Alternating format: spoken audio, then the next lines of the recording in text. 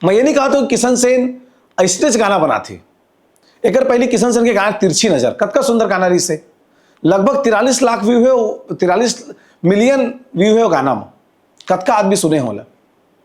लेकिन जब तोर अच्छा काम चलत किशन भाई, जब तक अच्छा काम करत रहे तो सिनेमा बनाए, अच्छा अच्छा गाना तोर मुखार वृंद से अच्छा गाना निकलते। सरस्वती माता जब कोनो के कंठ में वास करते तो अच्छा संगीत ओकर गला से निकल के बाहर आते।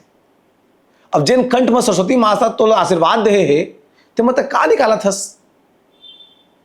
खुदा न खास्ता अगर माता नाराज हो गए तोर से, तोर गाना मन से, तो तोर का हाल हो ही।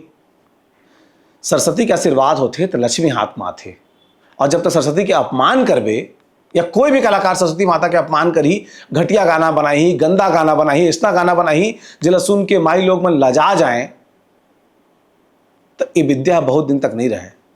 विद्या जा टाइम नहीं लगे, कब नरी बैठ जाई अगर पता नहीं है।